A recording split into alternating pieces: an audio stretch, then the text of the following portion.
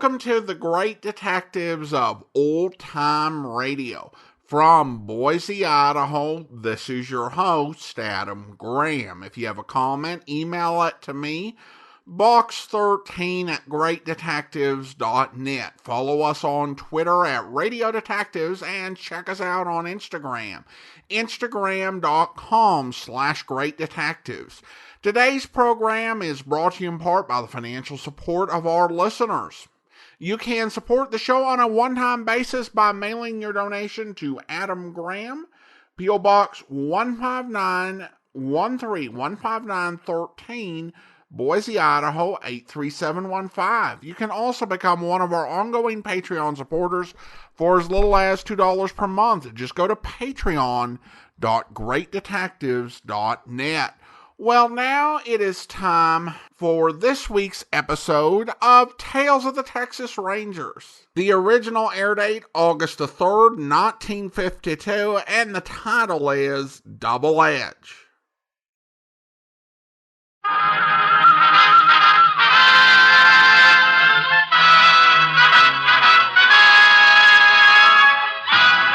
Tales of the Texas Rangers, starring Joel McCrea as Ranger Jace Pearson. Another authentic reenactment of a case transcribed from the files of the Texas Rangers.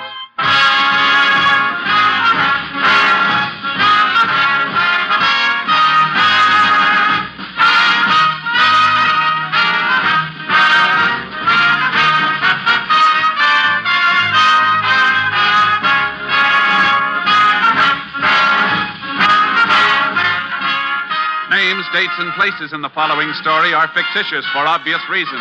The events themselves are a matter of record.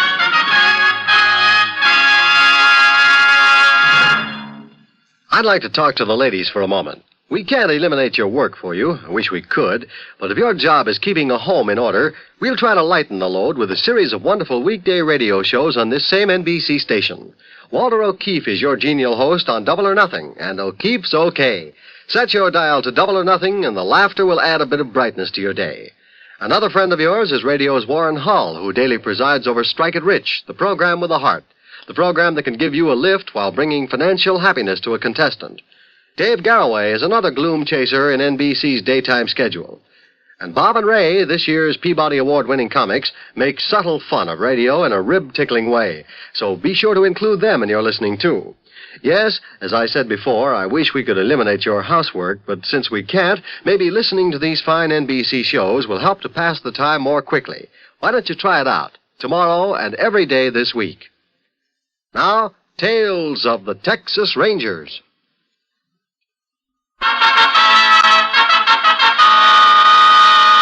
And now, from the files of the Texas Rangers, the case called Double Edge.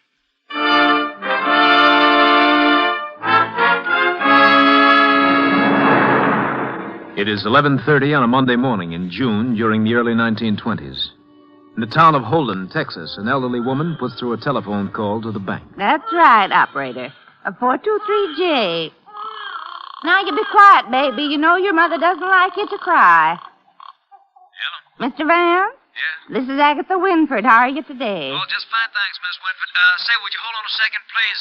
Just a minute. Here's your bank book, Miss Sugar. Fine. Now, what can I do for you, Miss Winford? Oh, well, I'm over here at Miss Johnson's minding her baby while she's marketing, and I thought she wouldn't mind if I used her phone to call you. Yes, ma'am. Well, I just got a notice from you this morning, and I want to tell you the bank's made an awful mistake in my account. What is the mistake, Mrs. Winford? Well, I know I've got $43 left in my checking account, but that notice you sent said I've only got 23. Now, that's just not so. Now, we're very careful here, ma'am. Maybe you made some kind of mistake in your dishing. No, I didn't. Would you please excuse me, Miss Winford? Can you hold on while I take care of a customer here? Well, all right. Thank you. Yes, sir. What can I do for you? I'll be with you in a minute, baby. Baby. Baby, oh, well. Now, baby, don't you cry.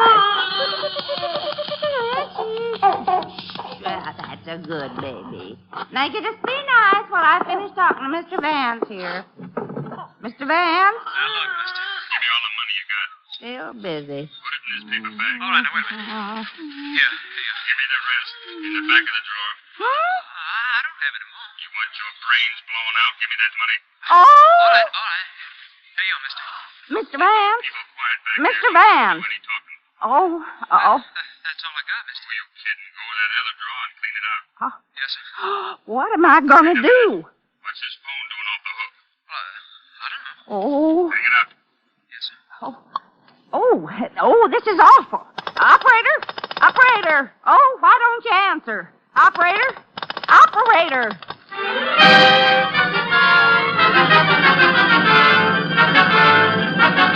Mrs. Winford notified the sheriff that the bank was being held up. Within a matter of minutes, the sheriff raced to the scene, only to find that the hold-up men had already made a getaway. After a preliminary survey, the sheriff requested assistance from the Texas Rangers. Ranger Jace Pearson was assigned and arrived at the bank 15 minutes later. Over here, Jace. Howdy, Sheriff. I'm glad you could get here so I fast. was only about 10 miles away when my headquarters contacted me. Fellas that held up this place sure had a lot of nerve. How many were there? Only two, as far as I can gather.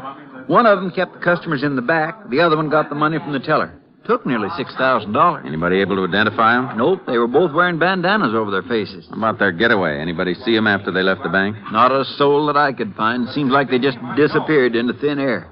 We did get one break, though. What's that? Well, the teller keeps an extra $200 in his drawer just in case the bank is held up. 10 20s with a special marking. How are the bills marked? There's a green dot inked in under the first letter of the serial number. Naturally, the bank's got a record of the numbers. That'll help us some. We'll get out a circular. By tomorrow morning, every bank and police officer in Texas will have a copy. It beats me how these fellas had so much nerve. Had it planned right down to the last move. They even took into consideration... Oh, there's Jim Vance coming out of that office. He's a teller. Reckon he's bringing that list of serial numbers. Got that list of numbers for us, Jim? Yes, sir. Right here. But there was something else I want to see you by. What's that? Well, now, I forgot all about this in the excitement. The man who was holding customers in the back, he passed me on his way out. Yeah? Seemed to be having trouble with his bandana. It slipped down a little just as he got alongside my window. You mean you got a look at his face? Well, no, sir, not exactly. But I did see one thing. Remembered it while I was writing out those numbers just now. He had a mole under his eye. Pretty good sized one, too. Which eye was it under? Right? No, I got it twisted. I was facing him, so it must have been his left eye. Well, at least we got some information for that bulletin, Jace. Yeah, let's put it on the wires.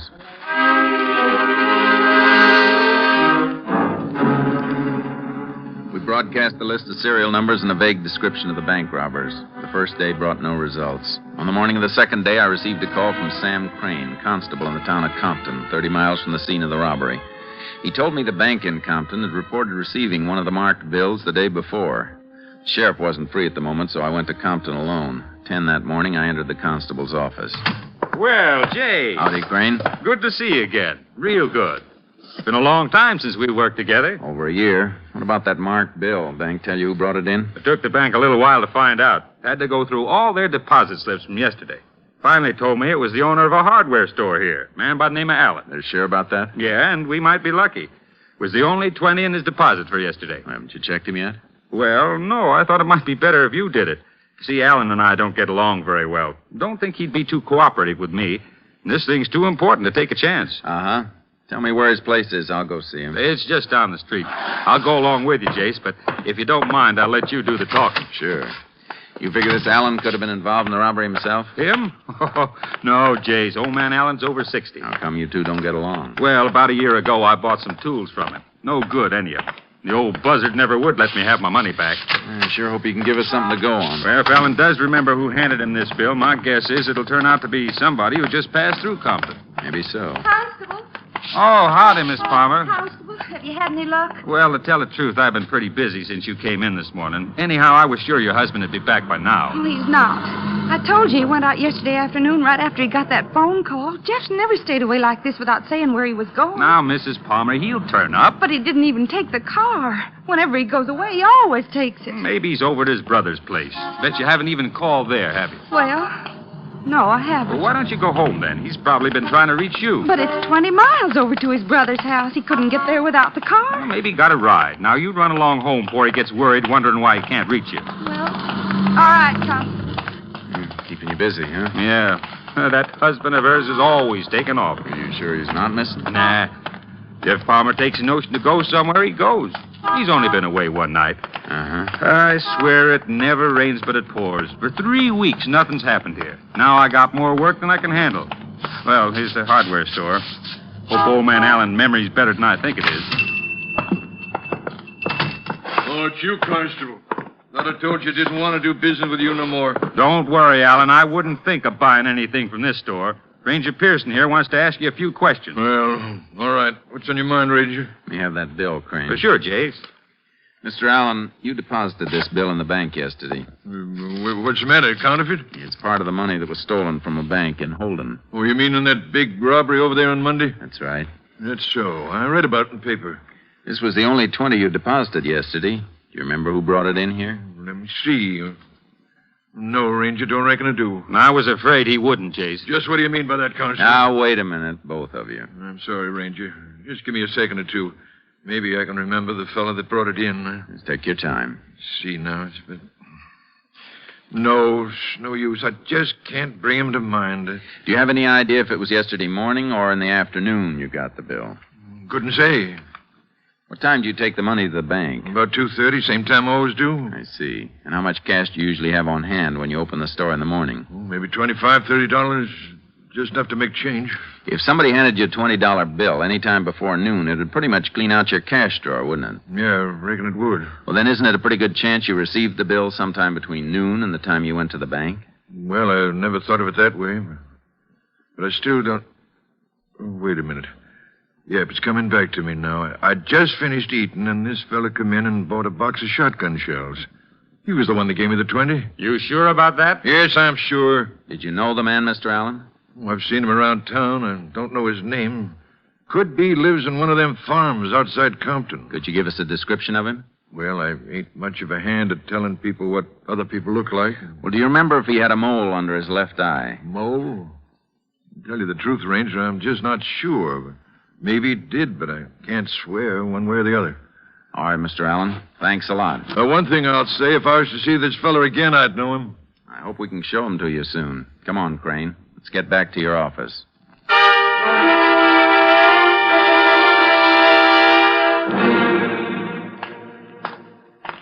I still think the old man made a mistake, Jace. That bank job wasn't pulled by any local boys. Maybe not. There's no doubt one of the men we're after was around here. We've got to see if he's still around.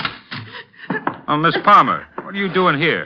I'm sorry to make appearance to myself, Constable. That's all right. I called Jeff's brother, and he isn't over there. I don't know where he is. No, he'll turn up. Something's happened to him. I know it.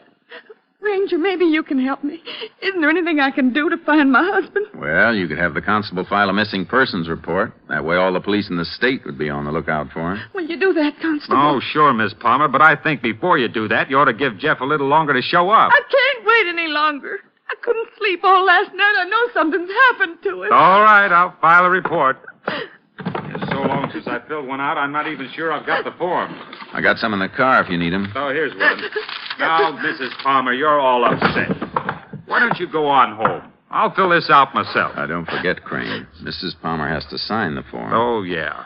Probably be better if she fills in the description anyhow. What kind of a description do you need, Ranger? Well, the usual description: height, weight, color of hair, and eyes. Anything we can use to identify him. Well, Jeff looks just about like anybody else. Now, no two people are alike, Mrs. Palmer. There must be something that's different about him.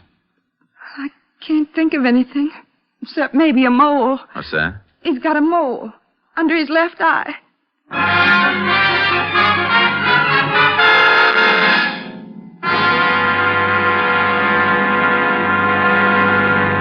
In just a moment, we will continue with Tales of the Texas Rangers, starring Joel McCrea as Ranger Jace Pearson. As a civilian at home, what is your obligation to a soldier in a foxhole in Korea? Maybe you haven't considered that question. If you haven't, it's understandable. A foxhole in Korea is pretty remote, after all, from your everyday life. And it wouldn't help if you were constantly worrying. But if you have stopped to consider it, the least we can do here at home in the States is to help keep America financially strong. That's the best way to back up the men in the Army, Navy, and Air Force. One of the best ways to help keep America financially strong is to buy United States defense bonds regularly. If you think you can't afford it, look into the payroll savings plan where you work. You'll probably change your mind. You can have any amount you specify saved from each paycheck. When there's enough for a defense bond, it is purchased and turned over to you. And remember, today defense bonds offer you more interest, a quicker return on your money. They're now even better. Invest more in defense bonds. Now, Tales of the Texas Rangers.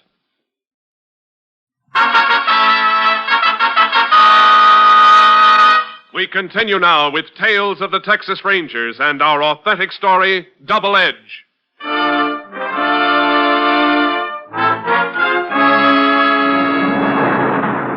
I was fairly sure now that Jeff Palmer was one of the two men we were after. Continued questioning of his wife convinced me she knew nothing of the bank robbery. We put out an APB on Palmer. 3 days later, I had a call from the sheriff. A man whose description matched Palmer's had been found dead in a creek near Compton. The quickest way for me to get there was on horseback through 2 miles of brush. When I reached the creek, I forded it and headed upstream to the spot where the sheriff and his men were waiting. Howdy, Sheriff. Well, it's a good thing you had your horse, Jace. Saved you 20 miles of driving. Yeah, whoa, Charlie, whoa, boy. Who found the body? Those fellows over there. They were out fishing. Spotted a man's arm sticking out of the water. Body'd been wired to an old log, but it looks like one of the wires worked loose. Uh-huh. Let's take a look at him. Yeah, right over here, Jace. Pretty sure it's Palmer? Well, description checks with the one his wife signed, so I reckon it's him. Here we are. Yeah. Shot 4 times. The fellow who did it must have been standing right next to him. Somebody really wanted to make sure he was dead. I wonder why Palmer was killed. Well, there's only 2 reasons I can think of. Either to shut him up or keep him from getting his share of the money. Maybe both. Sounds reasonable. If we find the second man in that bank robbery, we'll probably have the one who killed Palmer. There don't seem to be much to go on. One thing we can be pretty sure of, he was killed right here. How do you figure that? Attempt's been made to cover it up, but you can still see quite a bit of blood on the ground here. Yeah, I noticed that, but I thought he could have been killed somewhere else and brought here. And then there wouldn't be all this blood. Not much bleeding after death. Well, it would have been smart of the killer to do the job here. Certainly not many people around. No, we'll have to go over the area. You checked that cabin up on the hill, Sheriff? Where? Through those trees. No, I didn't notice it before. The person who lives there could have heard the shots. We'd better talk to him. Okay. Opening in the brush. We can go up through here. Uh-huh. It's pretty much trampled from here on up the hill. Somebody's come down almost to the spot where Palmer was killed. In the past few days, too, from the look of it. You think whoever lives in that cabin had something to do with this business? Could be. Yeah, they might have been hiding out here together and then... Hey, Jace, a man just ducked behind that tree up there. Yeah. Look, he's starting up the hill. Hold it right where you are. Hold it, I said. Please, Mr. Ranger. I ain't done nothing. Nobody's saying you have. What's your name? Dan Bolton, sir. You live in that cabin up there? Yes, sir. Stay around there pretty much, do you? Most of the time. Except about once a week, I take my mule and go into town. You heard any shooting around here in the last couple of days? Yes, sir, I have. When was this? Reckon it's about 4 days ago. I was smoking some meat back at the cabin, and I hear some shooting. Did you come down the hill to see what it was? Mr. Ranger, please don't ask me no more questions. Dan, it's very important we find out what happened. You could help us. Well, all right, sir. As soon as I hear the shots, I come about halfway down the hill. Could you see anybody?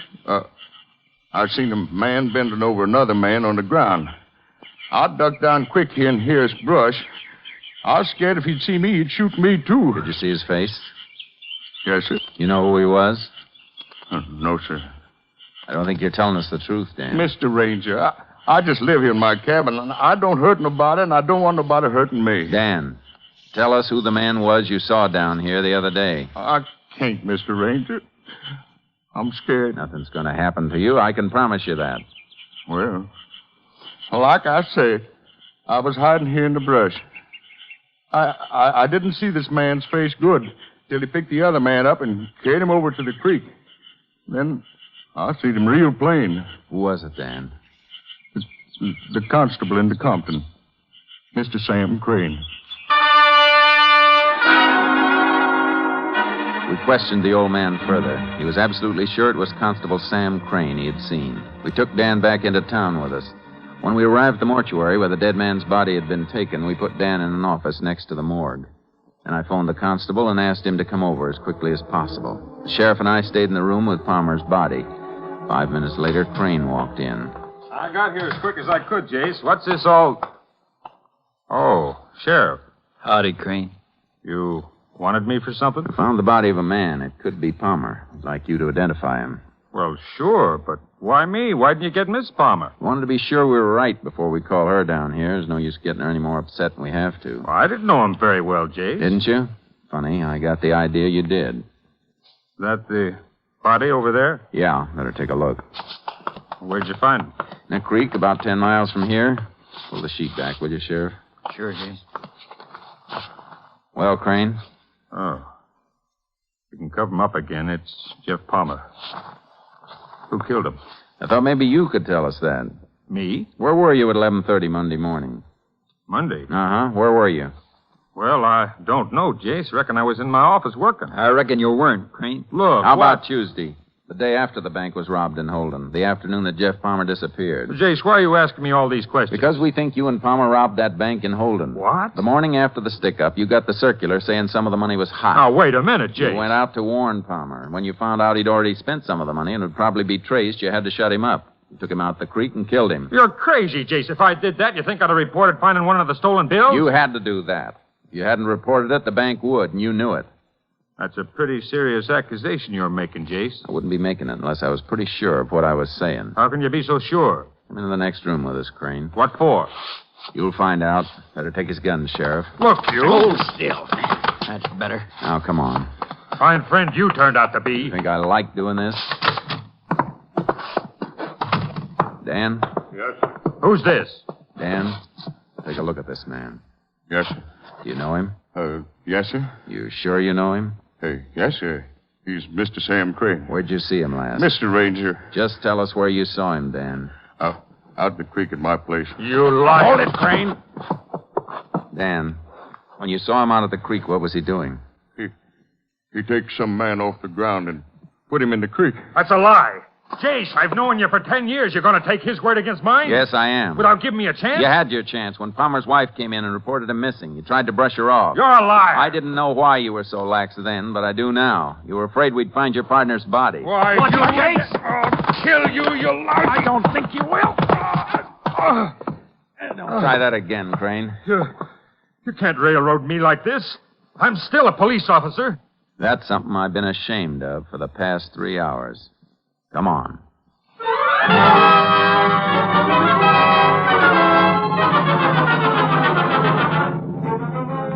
During the ride to the county jail, Crane said nothing, but the hate and bitterness showed in his eyes. We booked him for murder and locked him up. We searched his house and found the money from the bank robbery sewed inside a mattress. 2 months later, Crane was tried in the district court at Holden for armed robbery and murder. As the arresting officer, I was subpoenaed and took the stand against him. The trial lasted a week.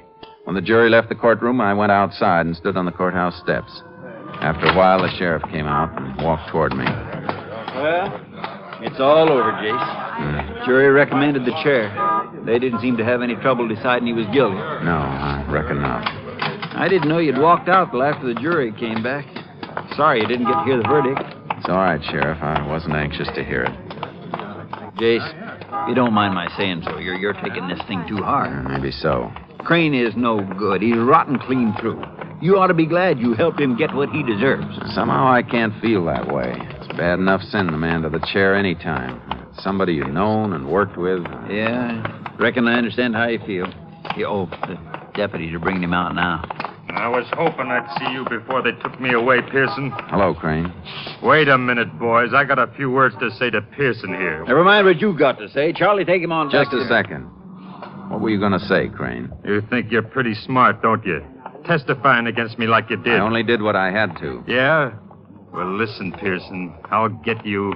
I'll get you over the last thing I do.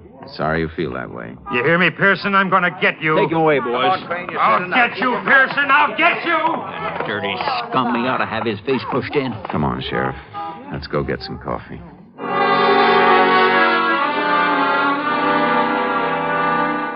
I went back to headquarters. A week later, on the day Crane was to be taken from the county jail to the penitentiary, I received a message saying the sheriff wanted to see me. I drove to Holden and went to the sheriff's office. Sorry to bring you all the way back here, Jace. I hope you're not going to be sore at me. What's up? Well, it's about Crane. I was supposed to leave for Huntsville with him 2 hours ago. No trouble, is there? Oh, no, not a bit. Matter of fact, ever since he was sentenced, Crane's been a changed man. How do you mean? Well, his whole attitude's different, Jace. He even asked the judge to move up his electrocution date. Said he wanted to get it over with as quick as possible. Then he asked to see you, Jace. What for? You've got no idea how sorry he is for the way he acted last week. When he begged to see you, why, well, it was one favor I just couldn't refuse him. I'm glad you didn't. Where is he? I got him locked up back here. We're all set to leave. You want to wait till I bring him out? I'll go with you. I just can't get over the way he's changed. I reckon it's knowing he's going to die that did it. Well, whatever it is, I'm happy to hear he has changed. You know how bad I felt about this whole thing. Yeah, and last week I thought you were wrong. Now I'm ready to eat my words. Here we are. Crane? Okay, Sheriff. I got a hold of Jace for you. Oh, thanks, Sheriff. Hello, Crane. Jace, I don't know how to say this. Don't worry about it. I understand. No, I've got to say it. I figured out a dozen ways of telling you, and none of them seems right. I reckon the best way is just to say I'm sorry. That's all right, Crane. I've been thinking about it the way I blew off at you. I was wrong. You just did what you had to do. Jace, will you shake hands with me? Sure I will. I reckon we better get moving, boys. Would you do a favor for me, Jace? If I can. There's a girl over in Compton. We've been going together a few years. Might have been married someday. You want me to go see her? Would you, Jace? Drop in on her every now and then and see if she's getting along all right. I'd be glad to. I'd like to show you a picture of her. Sheriff, is that my satchel over there? Yeah, all packed and ready to go. There's a picture of my girl in it. Could I have it? Sure, Crane. It's right on top. I feel real sorry for her, Jace. All the publicity. This it in the leather frame? Yeah. I never deserved a girl like her in the first place. Here you are. Thanks. What do you think of her, Jace? Pretty girl. You bet she is. Here, let me get it into a better light. Now you can see what I wanted you to see. Jace, he's got a razor blade. I told you I'd get you. A little late. My arm. Drop that blade. Drop it. Now put the cuffs on him, Sheriff. Yeah. You dirty lousy. Shut up. Should have known better than to trust him. Where'd you get that razor blade anyhow? I had it hidden in the picture frame. Say, your hand's bleeding, Jace. Did he get you bad? Just nicked me a little. Shut up in your throat. I told you to shut up. Come on, Crane. The last favor you'll get from me. Get your lousy paws off me. Come on. Sheriff, I hope you got room in your car for one more. This boy needs lots of company.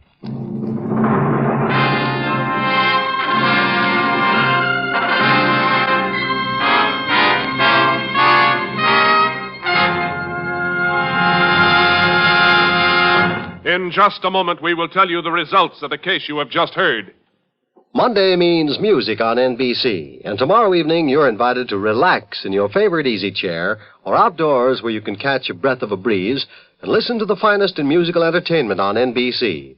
The Railroad Hour once again will bring you an original operetta by Jerry Lawrence and Bob Lee, with music composed and conducted by Carmen Dragon. Your Railroad Hour host, Gordon McCrea, will be joined by lovely Lucille Norman to bring you Starlight. Later, the Telephone Hour will present the brilliant young pianist Nicole Henriot as the special guest of the evening. And, of course, Monday's musical entertainment wouldn't be complete without the Voice of Firestone. Tomorrow evening, the Voice of Firestone presents soprano Roberta Peters and the music of Howard Barlow and the Firestone Orchestra and Chorus. Yes, Monday night is truly a night to relax and beat the heat by finding the coolest spot available and listening to NBC's great musical programs. Be sure to hear them all tomorrow. Now, the conclusion of Tales of the Texas Rangers.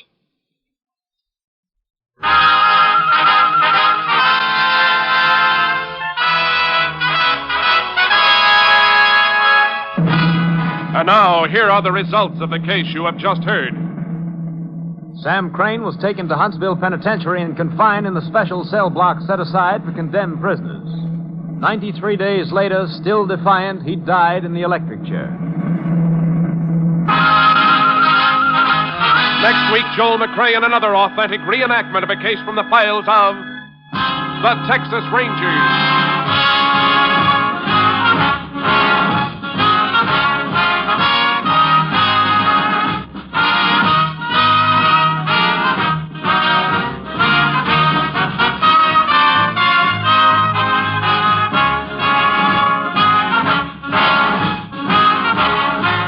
Joel McCrea is currently seen in San Francisco Story, a Warner Brothers release. The cast included Tony Barrett, Virginia Gregg, Frank Gerstle, Parley, Baer, Paul McVeigh, and Robert Bice. Technical advisor was Captain M.T. Lone Wolf Gonzalez of the Texas Rangers. This story was transcribed and adapted by Charles E. Israel, and the program was produced and directed by Stacy Keach. Tales of the Texas Rangers is heard each week overseas through the worldwide facilities of the Armed Forces Radio Service. Hal Gibley speaking.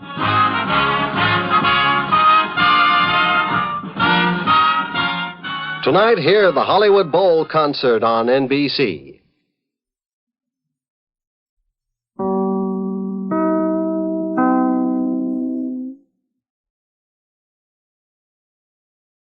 Welcome back.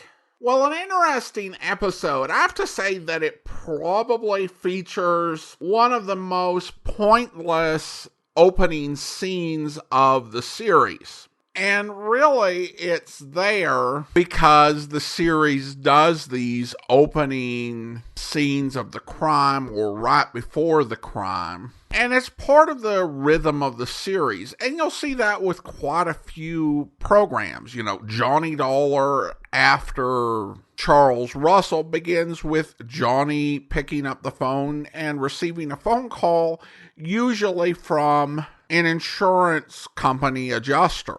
The lineup begins with an actual police lineup scene. And these are great for giving the show a cadence and a rhythm, but they can also become like a straitjacket for a writer who has an idea for a story, or in the case of Tales of the Texas Ranger, there's a case where the opening scene motif just doesn't fit.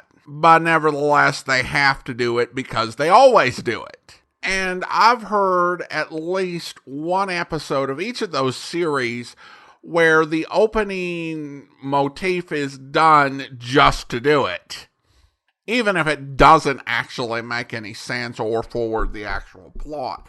And there's a reason why modern programs, and truthfully, most programs, even from the 1950s on, refuse to be that tightly wound up to a style of how the program has to start. Now, of course, making the bank clerk hang up didn't make any sense from the robber's perspective because of exactly what she did when she was hung up on. She called the sheriff. And there wasn't any way that having this phone hung up actually helped them.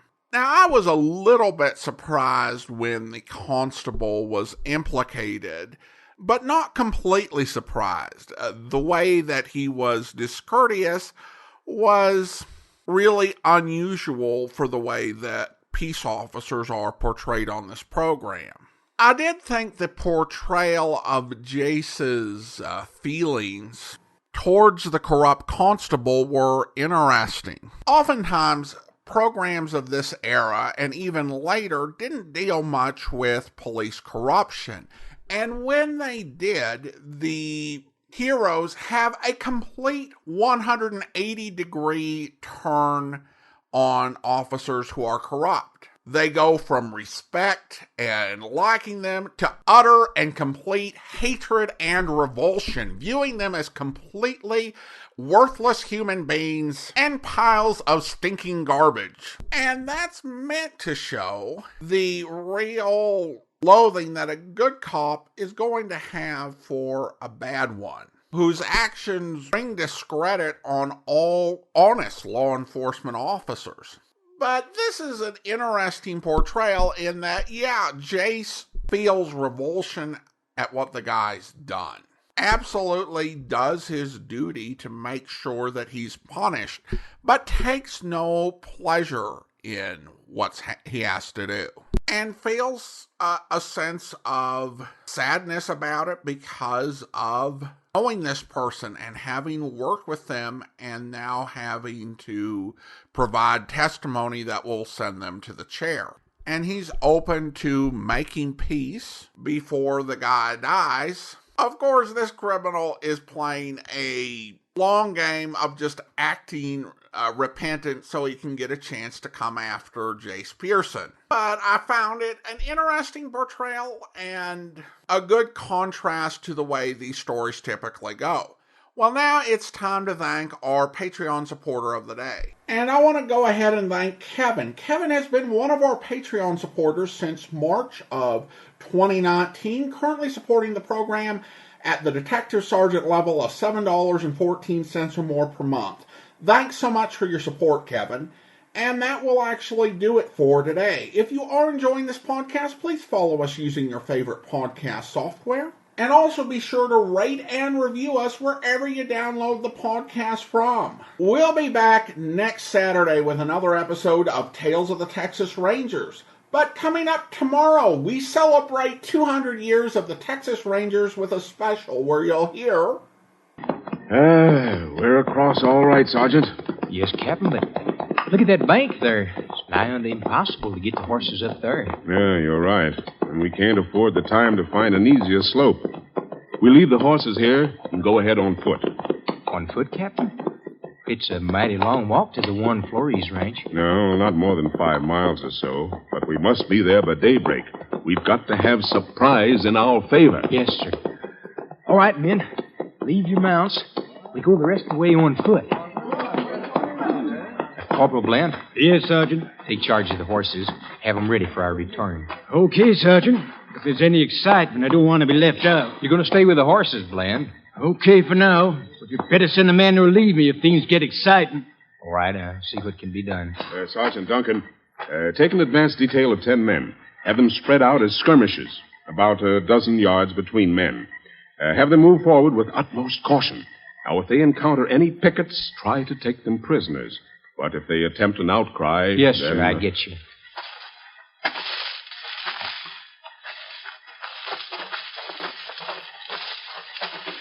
We've passed the Cuchara Ranch, Captain. Las Cuevas is just ahead. Good. It's starting to get light. Get the men together. Use hand signals. We've got to keep quiet. Yes, sir.